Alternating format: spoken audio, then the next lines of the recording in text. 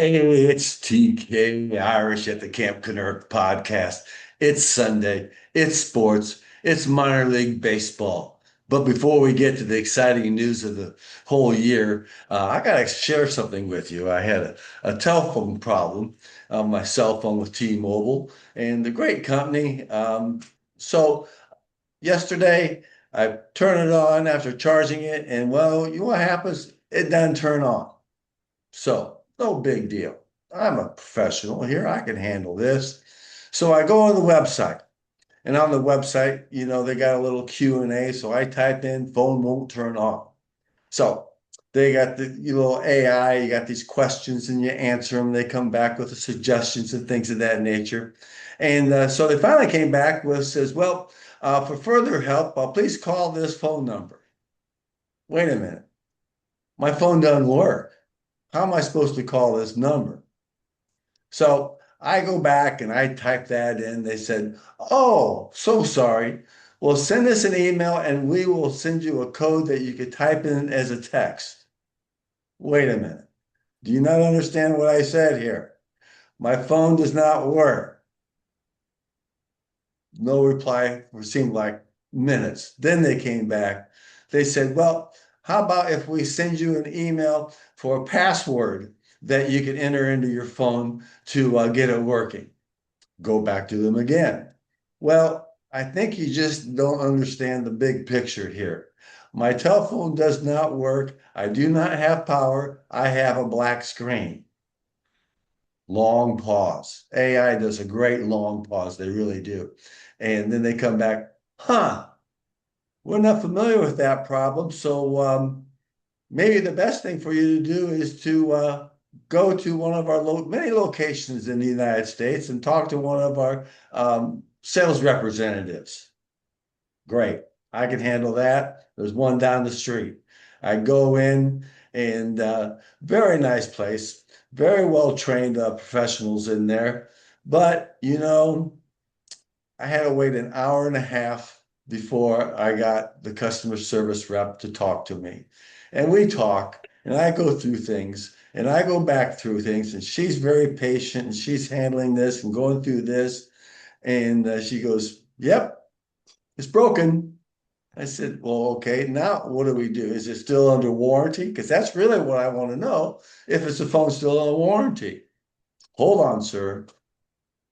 Comes back. Well, you actually have two warranties. You have one with T-Mobile, and then you have one with the phone manufacturer. I said, okay. So what warranty are we working with now? They said, the T-Mobile warranty is for a year. And since you have only had this phone for 9 months, we are going to go ahead and get you a new phone. Great. Love it. Thank you so much. But we don't have any phones. We have to order it. And it'll come in first next week. I said, oh, okay. Well, let me ask you this about this warranty. Now, since I get a new phone, does the warranty restart as well? Meaning that, it's a new phone, the warranty recharges, renews itself. I don't know that. I said, well, could you find out, please? Well, yeah, but I'm going to have to talk to my supervisor about that. And why don't we just talk about that when you pick up your new phone? I said, fine. So right now, we are living the dream, just like 1960, no telephone, no texting. I got an internet, I got an email, so life is good, but I'm still waiting for to see what happens with my new phone, my warranty, and all the colossal things that can go wrong. Hey, Doug the neighbor, what do you think about that? You've never had any problem with technology, have you? TK, so good to see you again. This is podcast number 112. Unbelievable that we're at this point. This is our Sunday morning sports podcast. And have you got your coffee there? Liquid confidence, baby. Hey, get up and go. Mm-mm-mm. Just like the rest of America and around the world, Sunday morning, checking your sports scores. Okay. Now, your question was, do I have any technological problems? Well, let me refresh your memory at how much I enjoy watching YouTube videos, that sort of, because of my past, I do enjoy watching it. Well, the other day, my sitting at the couch, all of a sudden, the flat screen goes boop, black, just like that. Okay. Push all the buttons on the remotes. Where are the remotes? I got two of them. I got two of them, with 200 buttons on each of them. Okay. One to turn it on, one to do this, one to do that. So I'm turning on, off, reboot, blah, blah, blah, blah, blah. Couldn't get it to work. Waited a day to call my cool cable guy to come on over here and help me. Well, I got a text back from him. I'm on vacation. Oh, great. In the middle of August? What sort of vacation is this? Well, my wife gets a vacation too. So, okay, what do I do? So, well, why don't you call the cable company? So I call the cable company. All right. And, once you're into cable telephone hell, I'm pushing buttons, blah, blah, blah, wait, blah, blah, blah, wait. Finally get a tech person. Now, this tech person, her name is Ashley. Okay. And she's in Scranton, Pennsylvania. And she's working remote from home. And she was very sweet and very nice. And she worked me through the whole problem. Here was the problem. I had to take the flat screen off of the stand, and I had to get it figured out. So to get the Roku stick so I could take that out, disconnect it, and then put it back in to reboot it. So I had to get the TV all the way over here to the office chair because it's a big, heavy thing. Get it into the light so I can see what's going on, where to pull the Roku stick out. And of course, the Roku stick and insert cable connection, whatever they call it, was designed by a cute little gal on a desk and had little teeny fingers. But guess what sort of fingers have to put this thing back in?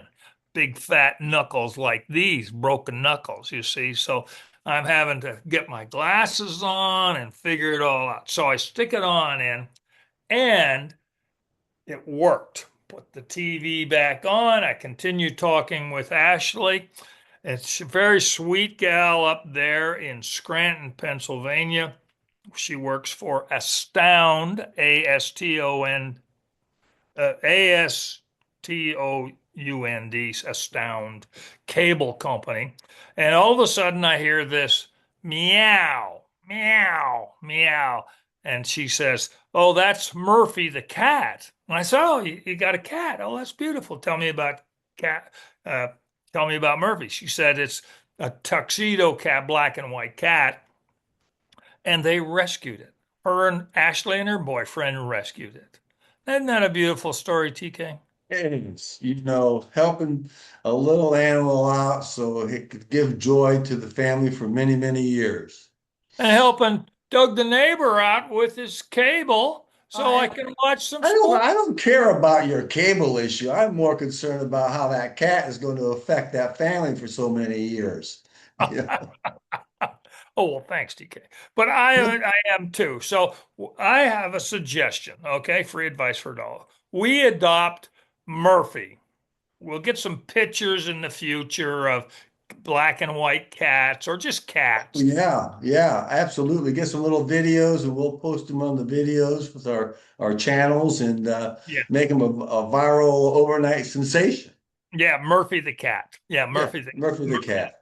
Murphy the cat. Yes, we've got Dot, your dog, and I've got Dash, my stuffed dog. So we'll just round out the zoo here at the Camp Kennerk podcast. So Sounds great. Yeah, okay. Now great. I did tell Ashley about Camp Kennerk and that she would be mentioned here in podcast number 112. And now she's going to be surprised when she finds out we're going to make Murphy famous. There we go. We like making people famous. Now, today is sports. I understand you've got something really, really, really interesting.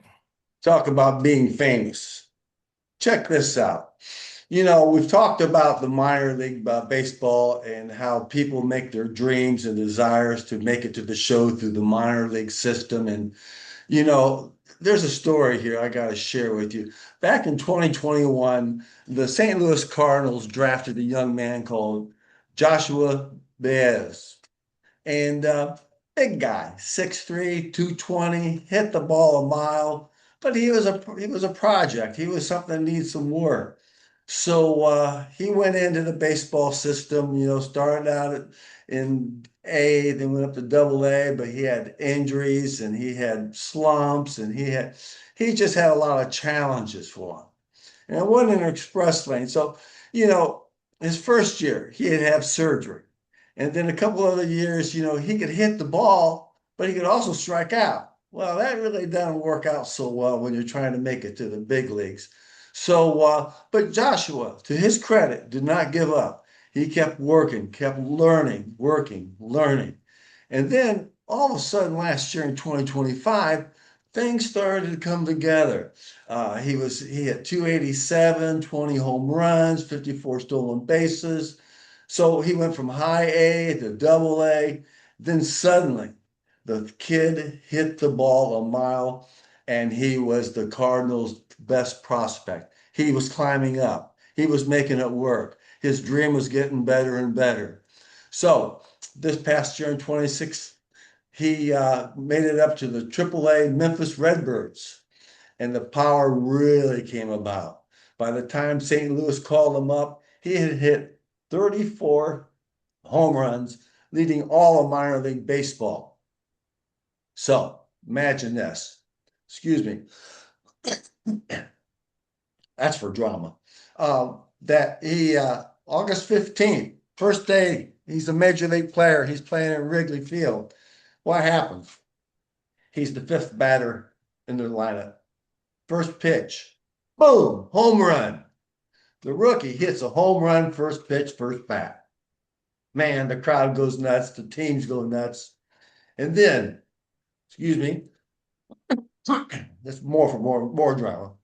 TK, you need a little sip of your get up and go, Joe.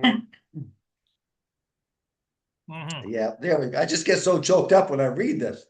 And then, so second at bat, couple pitches go by, he swings, boom, another home run, straightaway center field, Wrigley Field, the cathedral of baseball.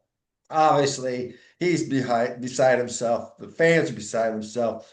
2 at bats, 2 home runs, first major league game. Well, as it turns out, he was not done. He comes up for the third time. A couple more pitches go by. He sees the one he likes. Boom! Home run. 3 home runs, 3 at bats in the first game as a major leaguer. So after 5 years of riding the bus, recovering from surgery, striking out, working, he sets a record for Major League Baseball that will probably not be beat for many, many years. So Joshua, you've arrived. Congratulations. And you're our hero here at Camp Kennerk. So Doug the neighbor, what do you think about that show? I think that is fantastic, TK, because the Memphis Redbirds are the AAA farm team for the St. Louis Cardinals. And after seeing this, I sent that a text to my Cardinal fan there in Los Angeles. He's a big Cardinal fan. And I know he's over the moon concerning that. So because he's my friend is a Cardinal fan, and this young guy struggling there in the minor leagues, who has his first situation in the major leagues for the Cardinals, playing the Cubs, the cathedral of baseball. 3 bombs, unbelievable, absolutely unbelievable. Yep. So I don't think he's going to have to buy dinner for all the players. Rookies usually have to take the team out and buy them dinner. But I think he's not going to be paying for any dinners for quite a while. in St. Louis, or just well, here in Texas we have a phrase that is the highest compliment. Whenever somebody does really good, we always say, "Buy that cowboy a beer." There you go. In that case, buy that bird a beer. Yeah, buy that bird a beer. And I'm sure he's going to be well suited for years to come because he is now a legend. He Yes. is. Now, here's the question, Douglas. Why doesn't he retire? That's Hey, look, last time I played baseball, I went three on home runs, and so what else can I do? what else? It's all downhill now. Yeah, yeah, he might strike out one of these days. Yeah. Unbelievable. But a very interesting day today, Sunday morning, August 16th, in baseball. Sadly, Babe Ruth died in 1948, and he was the home run king for many, many years until Hank Aaron came along. Yes, yes, the Bambino, the SWAT, And, so the SWAT. He yeah. was. And so he died in 1948 on this date, August 16th. And Elvis also died in 1977. Where were you when Elvis died? Well, I think I was living here in Dallas. I just said probably just moved down here, so I was a new kid in town. But when you heard that news, that shook the world. Everybody was upset by that.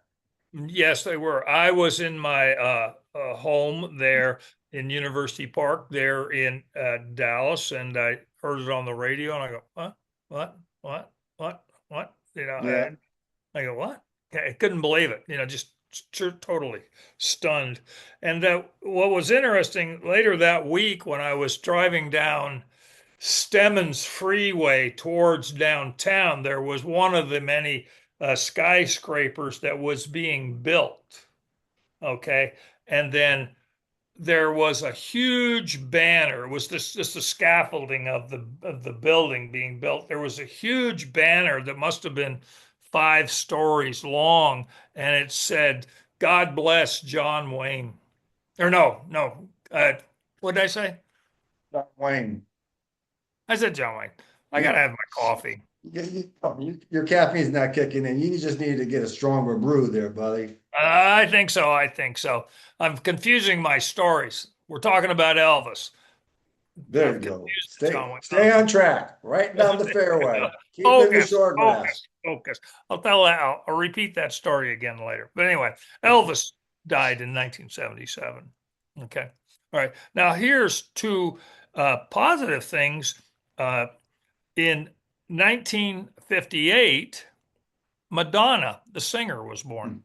Oh yeah. Yes. She is taken the world by storm since she first came aboard. Yes, yes, yeah, yeah. So she was born in 1958. And then here's another interesting date in the music world, and I do have my facts straight on this. Ringo Starr officially joined the Beatles. Ah, so that changed his income level. Yes, and history because Pete Best was with the band.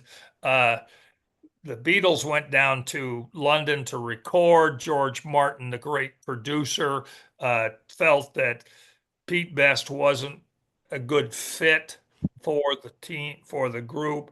Ringo Starr was from Liverpool, and Ringo Starr actually had a fair amount of notoriety as a young man because he played the drums for Rory and the Hurricanes, which was a big rock and roll band in England at the time. They were really, really big, Rory and the Hurricanes. And Ringo Starr had sat in on various groups, so they all knew each Yeah, other. So it yeah. just seemed a good fix. But in 1962, Ringo Starr joined the Beatles. Well, how about that? Well, congratulations on that career move. Yeah. Yes. Now, I'm wearing my Texas Ranger hat right here. The Texas Rangers have 40 games left. They're 2 games back behind the Houston Astros, and they've got right now they're playing 3 games uh, against the Athletics at home. And so today's the rubber game. So then they got tomorrow off, and then Washington are they the Commanders or what are they? The Washington The baseball Guardians? team, Yeah, the baseball team. Nationals. Nationals, yeah. They're they're coming in for a 3 game series. So the Texas Rangers need to start playing a little better to win the American League West, but they're playing Houston. They have no more games against Houston, so their fate's in their own hands. They have to win, and Houston has to lose. Yeah, yeah. Well, they look like they may be able to get a wild card spot. I think they are in the wild card spot now, but it's tenuous, because they're barely in. They need to win the division. Yeah, yeah. That always helps. Right.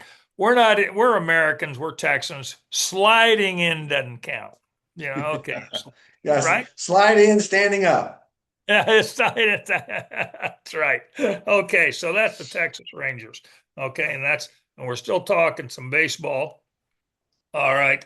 So the Chihuahuas are at home right now, where Hope lives, the El Paso Chihuahuas in the triple A team, and they're in the Pacific Coast League East. Pacific Coast East. That's kind of strange, but they're playing Salt Lake at home, and they've lost 3 and they've won 2. So then they got tomorrow off, and then Round Rock here in Austin, just up the road here, goes into El Paso, and they are playing a 6-game series. Now, interesting note here: the home run hitter for the Chihuahuas is a guy named Marcus Castellon. Castellon. He's got 15 home runs, so he's doing quite well. And then the team as a whole is hitting 278, but their pitching is a little suspect. A little That's been suspect. tough this year for the old boys. Yeah, yeah. They're they are they've stolen 144 bases, but the opponents are hitting 291. So they're hitting the ball and then they're getting on base and stealing bases. So that's good. We like to see that. But and in the Pacific Coast League, it's a split season. So it's 2 seasons of 75 games each. So in the second half, they're 14 and 29. So they're fifth in the league. Yeah. That Yeah. hurts. Yeah, that's a Yeah. tough way to get to the championship. Yeah. It's a tough way to get to the championship. Yeah. But just like your story of Joshua Baez, hope lives with this guy, young guy, Marcus Castellon, 15 home runs. The team's hitting 285. So hit the ball, That's hit the right. ball, catch the ball, throw the ball. That's it. Simple as that. What else would you want in life? That's baseball. Now, TK, I've got on my Dallas Cowboy shirt right here because the first preseason game was last night. The Dallas Cowboys played the Seattle Seahawks and they beat them 17-7. So football is coming, and the Camp Kennerk College Football Conference is being formed. We'll be talking about that soon. So we want to alert all of our listeners and viewers in the galaxy. Football is coming. That's right, man. I am pumped up, man. We're going to get this thing rocking and rolling, and we're going to talk about some new rules that they have. Not that they follow them, but they're written down in the book. But you still have to Right. read the book to know what the rules are. But that's the reason why I went to the NCAA headquarters earlier this year to And try we to set that. appreciate your efforts there to tell Yeah, them how yeah. the cow's going to eat the cabbage this year. Yeah, so we're working on it. They know who we are. I guarantee you that. Yeah, and one of the things at the top, because it's here in Austin with Arch Manning and the Longhorns starting, about how the legislature and the schools all want to get a slice of this NIL money. Okay. In other words, the NIL money is for the players, but there's so much money floating around. Now the schools want to administer it, and they want a cut of the players' money. You know, wait a minute, wait a Wait a minute. minute. What's wrong with this picture? Yeah. What's going to happen? Yes. So TK, it's time for some football. Uh, First game of the Cowboys, 17-7 over the Seahawks. Not bad. They're playing, getting back at it. So it's all good. TK, it's a beautiful, beautiful time. August 16th, Sunday morning, chatting with you. Go Cowboys. Aaron Goldbraw.